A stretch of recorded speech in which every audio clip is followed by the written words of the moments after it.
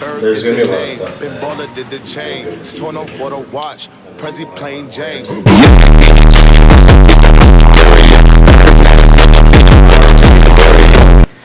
Good evening, I'm Cadet Hill. This is Opord 17-02. Real quick, gonna go over the timeline again before we get into the Opord. So 15-16-30, February 18, platoon PCCs. 1-1500, March 18, platoon rehearsal. 8-1500, March 18, platoon PCI. 15-1500, March 18, we will SP. 15-16-30, March 18, we will reach the LOA. 15-16-45, March 18, we will conduct an FAAR. So allow me to orient you to the box. Our north is on this end. Going along the north, we have a trail cutting up through the middle of our AO. Over in the east, we will have our support by fire position located over here. And then to the south, we will have our Alpha Alpha and ORP. We'll operate under the boundaries of Phase Line Duke up on the north, Fremont Road over in the east, Schwager Drive to the south, and Perkins Stadium over to the west. For areas of interest, we know the enemy has artillery capabilities. We suspect two 82mm mortars, approximately 6 kilometers north of the objective. And then as far as enemy reserves goes, there is 1 company worth of reinforcements that can reach the objective within 24 hours. For our situation, the terrain of the AO is mainly wooded areas, as you can see here. And then there are also a few patches of open terrain that will be open throughout the AO. There are no existing or reinforcing obstacles that we must worry about for this mission. Avenues of approach. We will be traveling along axis bowls as we are coming to the ORP. We'll be moving in squad column fire team wedge. After that, we will move along axis heat in squad column fire team wedge as well to the actual objective. To the west or east of the objective, there is also a road that will be moving towards the connection of Fremont Road over to the east. This road will be open for enemy to utilize. We can expect that they will be able to fit platoons worth through this road in squad column fire team wedge, moving at around 5 miles per hour. Key terrain to focus on is this position right here on the support by fire. That is our key terrain for this mission. It is a wooded area that is around the support by fire position. So if it's held by the enemy, we will not have freedom of maneuver towards the objective, and if it is held by us, there will be clear sight of the objective from the support by fire position. For observations of fields of fire, observation varies between the open preserve and the wooded area. So as you can see in the open preserve, there's going to be a much wider observation of field of fire. So ranging from 1,000 to 2,000 meters, it'll provide ample fields of fire for all weapon systems, M4 and crew serve weapons. In the wooded areas, the observation will kind of vary between 30 to 150 meters, depending on the thickness of the vegetation. This will greatly restrict fields of fire for all weapon systems as well. Cover and concealment. We will be utilizing this wood line when we're moving towards the attack by fire position. We will primarily use bounding between the trees and dense vegetation to cover our movement. As far as cover and concealment towards the support by fire position, we will move back terrain feature and use micro terrain to ensure that we can get to the support by fire position securely. Weather for this mission. For visibility, usable light for movement will be ranging from 0645 to 1758 with an 83% illumination. This makes it very important that we maintain the timeline to avoid operating at night because there will be dusk at 1728. We'll have wind moving from east to west at 5 knots, so ensure that any smoke that is used on the objective is to the east of the objective. There is no projected precipitation. Cloud cover of 35% may lower the visibility to 100 meters in the woodline and 300 meters in the open. The temperature will be from 41 degrees at the beginning of the mission to 37 degrees at the end with a 22% humidity. Be cognizant of this change in temperature to avoid any hypothermia development in the soldiers throughout the mission. Civil considerations. We are operating in a nature preserve that is open to the public as well as surrounding facilities around the nature preserve. So be aware that there may be civilians moving throughout the different trails. Structures to be cognizant of is the football stadium to the east, as well as the trails that run through the nature preserve, as this trail here over to the east, and as well as the northern trail past the objective. There may be civilians. For the enemy general situation, the enemy's Ariana forces and Sapa cells, they came from Atropia, or they came into Atropia from the north, and they are now postured on objective Hawkeye in defensive positions. They have been operating in this AO for 24 hours and have been in their position on the objective for 12 hours. We should estimate that the enemy is operating at 100% strength. The purpose of the enemy operation is to disrupt coalition forces and host nation security forces and prevent us from seizing key terrain. They will accomplish this by conducting defensive operations on objective Hawkeye. Decisive to the enemy's operation is the destruction of 2 or more Blue Force squads. This is decisive because it will cause Blue Forces to no longer be able to attack. End state for the enemy is to see a minimum of 2 Blue Force squads defeated. For Red Forces, they will be postured on objective Hawkeye. The terrain will be of objective Hawkeye will be held, and there will be no civil considerations for the enemy. Friendly. The battalion mission is the same as it was in the war zone.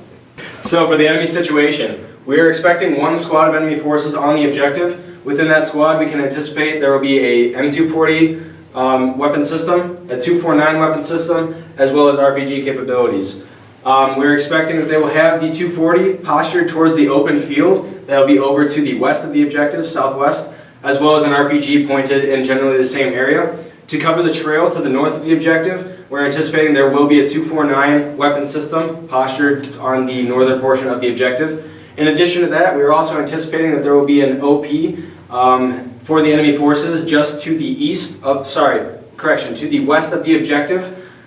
This is important because when we are approaching the objective through axis heat, once this OP realizes that our friendly forces are coming this way, we anticipate that they will go back to the objective, warn them, and then they will posture for defense.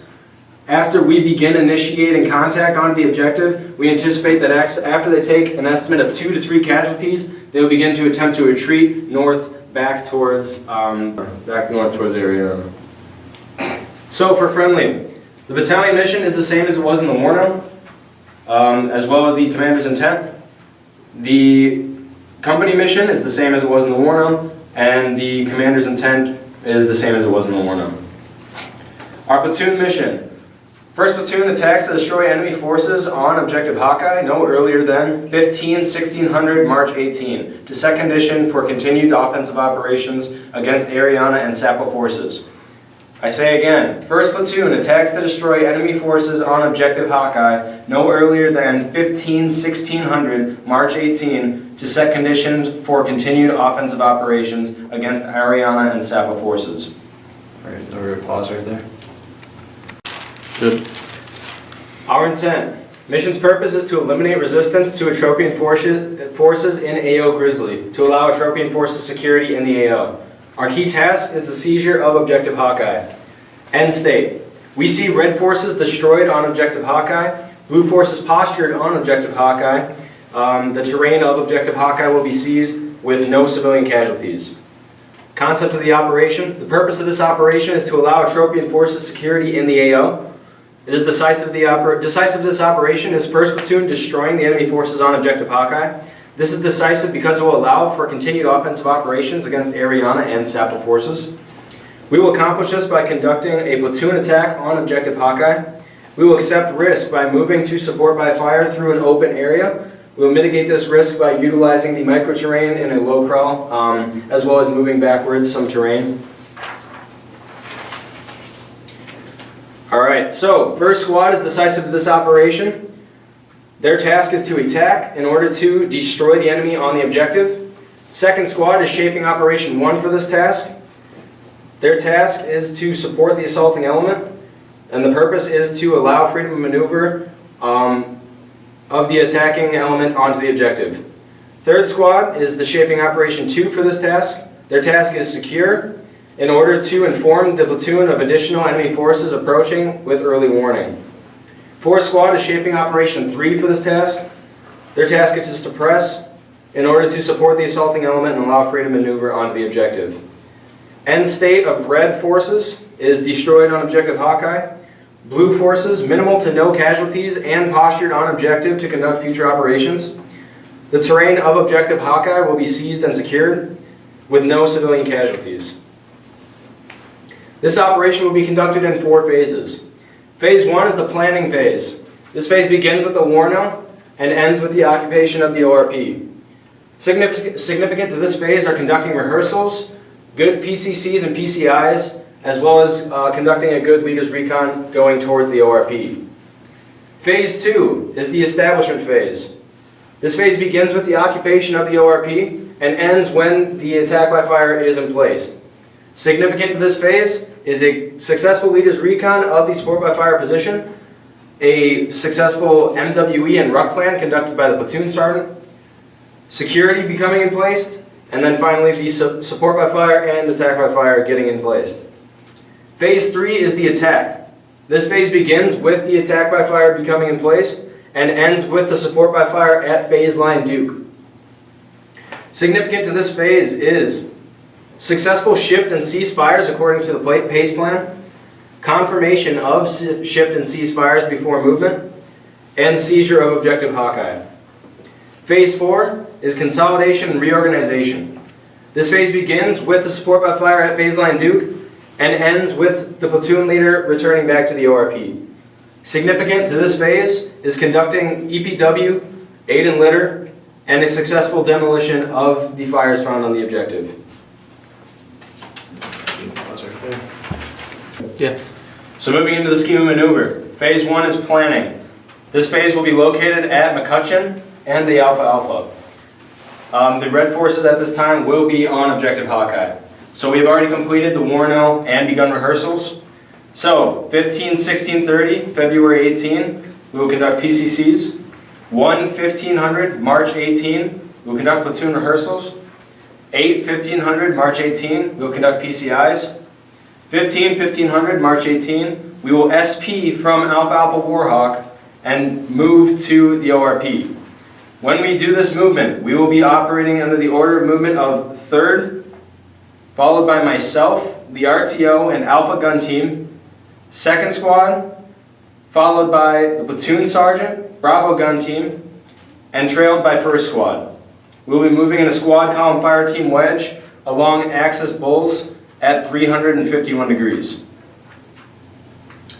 Along axis bulls, once we reach phase line Baylor, we will stop and conduct sills. At this point, I will offer a hand-arm signal of patting the top of my head to signal the conduction of sills. After we have conducted sills, I will then once again pat the top of my head to signal that sills has been completed.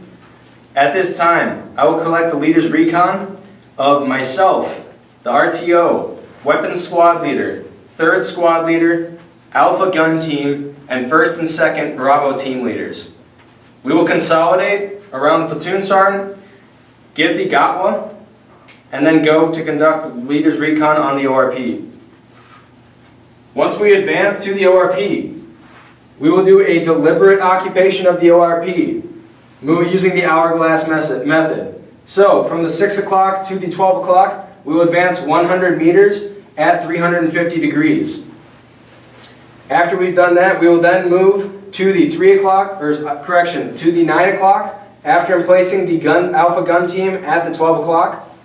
After we've reached the 9 o'clock, we will then go down to the 3 o'clock, moving 50 meters at 270 degrees.